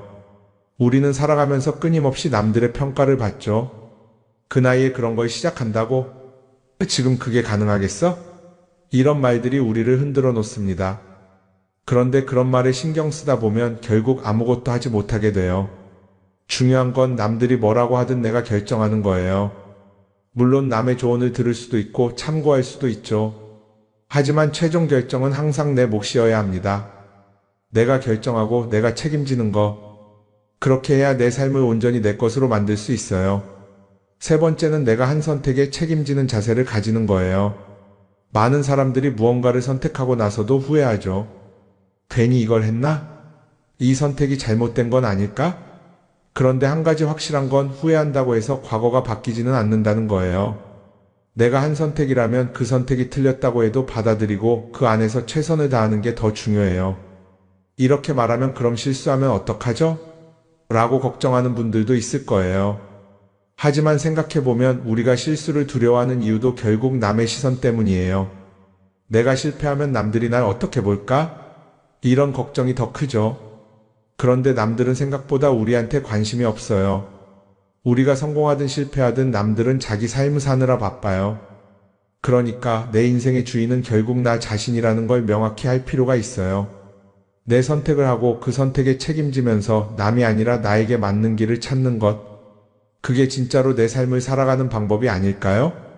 어쩌면 우리는 너무 오랫동안 이렇게 살아야 한다는 틀 속에 갇혀 있었는지도 모릅니다. 하지만 이제는 한 번쯤 생각해 봐야 합니다. 나는 진짜 내 삶을 살고 있는가? 그리고 만약 아니라면 지금부터라도 조금씩 바꿔보면 어떨까요? 동글동글 콩으로 만든 말년에 불행하지 않으려면 어떤 말을 조심해야 할까요? 그래서 오늘은 나이가 들수록 조심해야 하는 말에 대해서 말씀드리려고 합니다. 이런 말 버릇만 조심하신다면 말년에도 운이 살아나고 편안한 노년을 보내실 수 있으실 겁니다. 말년운을 달아나게 만드는 말 첫 번째는 나의 약점은 절대로 말하지 마세요. 우리는 인생을 살면서 수많은 사람들과 만나고 또 헤어지곤 합니다. 그중 일부와의 관계가 깊어지면서 나 자신의 약점이나 과거의 잘못된 일을 호기롭게 털어놓곤 합니다. 힘들 때 누군가에게 이야기해서 공감이나 위로받고 싶은 마음이 들지요. 말하고 나면 왠지 조금은 속이 후련해진 기분이 들기도 합니다. 하지만 그때뿐이란 것과 왠지 모를 공허함이나 찝찝한 기분을 느낀 적이 있으실 겁니다. 그렇기 때문에 힘든 이야기는 하지 않는 것이 좋습니다. 가까운 사람에게 힘든 이야기도 말하지 못하면 그게 깊이 있는 관계일까? 속 얘기 안 하는 게 친구인가라는 생각이 드실 수 있습니다. 분명한 것은 친구든 지인이든 그들은 결국엔 남이라는 것입니다. 대부분의 사람들은 힘든 이야기나 내 약점을 공유하면 더 깊은 인간관계로 지속된다고 착각을 하며 사는데요. 얼마간은 지속될 수도 있겠지만 관계라는 것은 영속적이지 않기 때문에 결국엔 지나고 보면 거의 대부분의 이런 대화는 자기 자신에게 화살로 돌아옵니다. 또 다른 힘든 상황이 생기게 되면 내 얘기를 들었던 사람은 그것을 근거로 생각하기 마련입니다. 어느 날 말한 나의 힘든 이야기는 듣는 사람에게 나에 대한 편견과 색안경을 씌워주는 것과 같지요. 또 자칫 잘못하면 여러분이 오랫동안 쌓아온 이미지가 무너질 수도 있고 극복하지 못한 과거의 약점은 현재에 더 큰 부담이 될 수 있습니다. 아라비아의 격언을 보면 생활의 지혜가 담겨 있습니다. 적에게 알려서 안 될 일은 친구에게도 알리지 말라. 비밀을 지키면 비밀의 주인이 되지만 비밀을 고백하면 비밀의 노예가 된다. 그리고 평화의 열매는 침묵의 나무에서 열리는 법이다. 여러분, 인생을 살아보니 사람들의 마음이 모두 같지 않다는 것을 깨달았습니다. 나는 위로받고 싶어서 나의 아픔을 이야기하지만 그 이야기가 화살로 돌아와 다시 나의 가슴을 때리는 겁니다. 때로는 아픔, 약점 혹은 실수 등은 그냥 세월 속에 흘려보내는 것이 더 현명할 수 있습니다. 차라리 누군가에게 하소연하고 싶다면 익명이 보장되는 인터넷에서 위로를 받는 것이 낫습니다. 과거의 실수는 묻어두지 말고 그것에서 배워 앞으로의 삶을 더 의미 있고 풍요롭게 만드는 것이 중요합니다. 이것이 바로 우리가 인간관계 속에서 가져야 할 지혜 중 하나입니다. 말년운을 달아나게 만드는 말 두 번째는 내 과거를 남들에게 말하지 마세요. 말은 한 번 뱉으면 주워 담을 수 없습니다. 내가 한 번 내뱉은 말은 더 이상 비밀이 될 수 없습니다. 한 이불을 같이 쓰는 배우자에게도 과거의 비밀은 지켜야 합니다. 나중에 관계가 안 좋아지면 내 비밀이 치부가 되고 발목이 잡힙니다. 하물며 타인이야 말해 무엇하겠습니까? 아직도 과거의 상처가 힘들고 아픈가 그때 했던 선택이 후회십니까? 그만큼 마음 아프게 후회했으면 이제 그만 보내줄 때가 되었습니다. 그러니 괜히 다른 사람들에게 나의 아픈 과거를 말하지 마세요. 물론 과거의 경험을 토대로 행복한 미래를 위해 노력하고 나아가는 건 중요합니다. 지난날의 실수를 다시는 반복하지 않도록 더 좋은 방법을 찾는 것도 중요합니다. 우리는 과거의 실수로부터 배워 삶을 더 의미 있고 풍요롭게 만들 수 있습니다. 그 과정에서 시행착오가 있더라도 이것이 우리 인간이 성장하는 방법입니다. 그러니 아무리 절친한 친구나 배우자에게도 내 과거사를 절대로 말하지 마세요. 겉으로는 진실되어 보이는 사람이어도 내 과거의 불행이 상대방에게는 위안이 될 수 있습니다. 그들에게 말거리를 주지 마세요. 말년운을 달아나게 만드는 말 세 번째는 절대 돈 자랑하지 마세요. 들떠서 생각 없이 했던 돈 자랑으로 말년에 재물복 다 나갑니다. 잘 되면 자랑하고 싶은 마음이 굴뚝 같지요. 더욱이 요즘은 물질과 마음 둘 다 궁핍한 세상이다 보니 돈으로라도 자존감과 우월감을 남의 눈치 안 보고 누리고 싶은 마음도 당연합니다. 하지만 어떤 상황에서건 먼저 돈에 대한 얘기는 절대로 시작하지 말아야 됩니다. 인간은 다른 사람이 나보다 더 많이 가졌다는 이유만으로도 상처받는 존재입니다. 자칫하면 친구를 잃거나 심지어는 자신의 재물복이 사라지며 재산마저 잃을 위험이 있는데요. 진짜 친구라면 축하를 해줘야 되는 거 아닌가 생각하실 겁니다. 하지만 나와 비슷한 처지라고 생각했던 사람이 갑자기 자신과의 격차가 확 벌어지는 기분이 들면 상대적 박탈감을 느끼게 됩니다. 보통 사람들은 삼성 이재용 회장을 보고 시기 질투하진 않습니다. 원래부터 나와의 격차가 말도 안 되게 큰 사람이기 때문입니다. 아무리 나이가 들어도 돈에 대한 욕심은 끝이 없습니다. 유튜브만 보더라도 심하게 짠내가 나거나 힘든 상황을 겪는 사람의 콘텐츠일수록 인기가 많은 맥락과도 같은데요. 이처럼 사람들은 자신보다 더 어려운 사람을 보고 자기 위안과 승리감을 맛보기도 합니다. 돈은 내가 많다는 걸 남이 알아도 문제이고 내가 적다는 걸 남이 알아도 문제입니다. 혹여나 친하게 지내는 사람이 돈을 빌려달라는 부탁을 거절함으로써 친구와의 관계가 손상되거나 돈을 빌려주었지만 돌려받지 못해 친구를 잃는 경우도 많습니다. 반대로 돈이 너무 없어 보여도 사람들이 멀리할 수도 있으니 적당히 꾸미고 적당히 쓰면서 말년을 지내시는 게 가장 좋습니다. 여기서 가장 중요한 것은 돈을 어떻게 사용하고 어떻게 다루느냐입니다. 돈 얘기를 하면 안 되는 것은 자식도 마찬가지입니다. 자식들 결혼자금이다, 사업자금이다 하면서 노후 자산을 턱턱 내놓는 부모들이 많은데요. 자신은 백발이 성해지도록 여행 한번 제대로 못 가보고 입고 싶은 옷, 먹고 싶은 거 아껴서 자식 손에 쥐어주는 일은 절대 하지 마셔야 됩니다.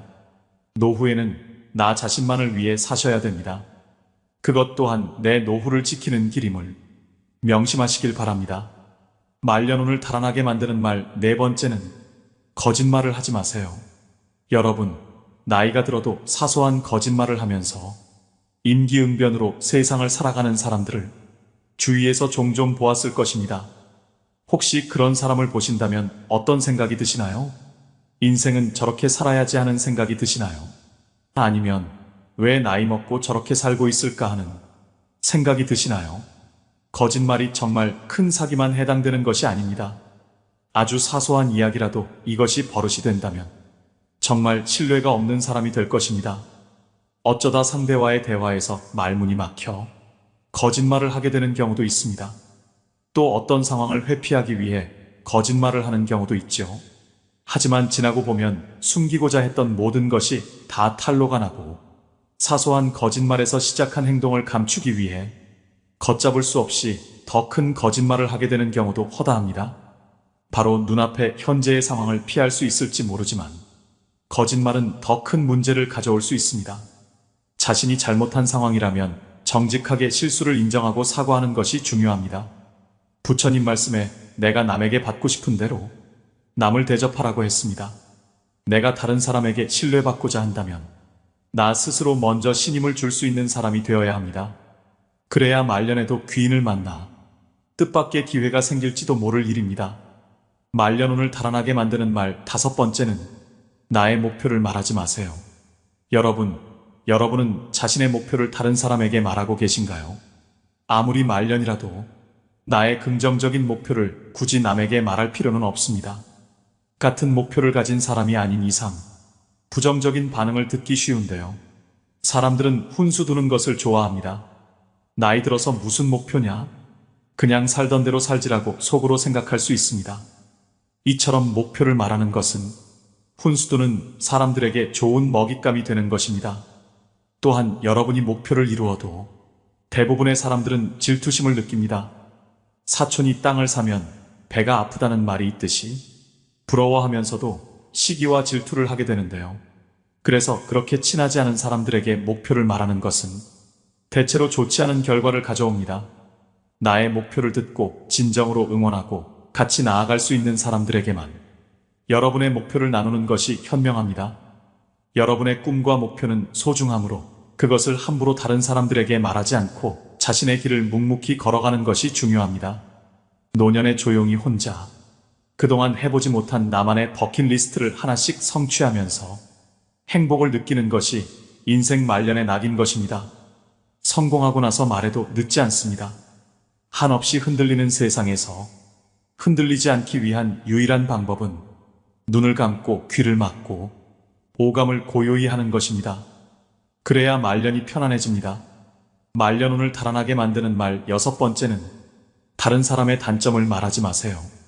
우리는 살면서 남의 이야기를 많이 하고 삽니다. 그리고 남의 약점을 이야기하는 것이 좋은 일이 아니라는 건 누구나 다 알고 있죠. 하지만 우리가 살아가면서 어떻게 남 이야기를 안 하고 살 수 있을까요?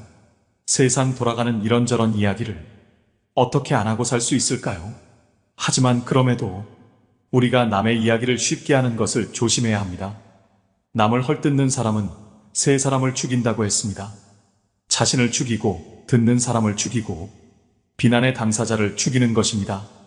다른 사람들과 누군가에 대한 비난을 같이 하게 되면 그 순간에는 그들이 나와 한편인 듯 느껴지지만 결정적인 순간에는 결국 서로를 의심하게 되는데요. 이로 인해 신뢰가 요구되는 좋은 기회들이 내게 왔을 때 놓치게 될 것입니다. 여러분들 주변에 기적적으로 내가 한 이야기를 무덤까지 가지고 갈 사람이 있다면, 남에게 절대로 말하지 않을 사람이 있다면 괜찮겠지만, 그렇지 않다면 부디 남의 단점에 대해 입에 올리지 않는 게 좋겠습니다. 물론 남의 비밀과 사생활은 무엇보다 흥미로울 수 있는 이야기이지만 내가 그것을 이야기하는 재미에 너무 빠진다면 자칫 입이 가벼운 사람으로 오해를 받을 수가 있습니다. 그리하여 내가 어려울 때 곁에 있어줄 사람이 없어질 수 있으니 남의 이야기, 특히 남의 단점을 이야기할 때는 신중을 기하심이 어떨런지요. 말년운을 달아나게 만드는 말 7번째는 남들에게 절대로 생색내지 마세요. 은혜를 베풀었으면 보답을 바라지 말고 남에게 주었으면 뒤에 후회하지 마세요. 입만 열면 자랑하고 생색내는 사람이 있습니다. 자랑 같지 않은 것도 자랑하는가 하면 대화가 안 통하는 사람도 있습니다. 생색내는 사람과 같이 있을 때 피곤하고 스트레스를 받았던 경험이 다들 있었을 것입니다. 불교에서는 보시라는 단어가 있습니다. 보시는 은혜를 많이 베푸는 것을 뜻합니다. 내가 다른 사람들에게 베풀면 베풀수록 그 복은 몇 배로 나에게 크게 돌아옵니다. 내가 설령 그 복을 받지 못해도 내 자손에게라도 복이 가게 됩니다. 그런데 이런 복에도 조건이 하나 붙습니다. 남에게 베풀었다면 생색내지 말고 베푼 일을 잊어버려야 한다는 것입니다. 친구와 같이 밥과 술을 먹었는데 친구가 밥값을 놓고 와서 내가 밥값을 내야 할 때도 있을 것입니다. 평소에 친구가 밥값을 놓고 온 적이 없었다면 생색내지 말고 하루는 그냥 내가 밥을 사주면 됩니다. 다른 사람에게 착한 일을 했더라도 자랑하지는 마세요. 선행을 했다면 내 마음 안에서만 느끼며 굳이 타인에게 밝히지 않아도 됩니다. 내가 진실한 마음으로 착한 일을 했다면 그것만으로도 차고 넘치고 충분합니다. 선행을 베푼 이후에는 남들에게 자랑하지 말고 내 행동의 의미를 느끼며 스스로에게 만족하세요.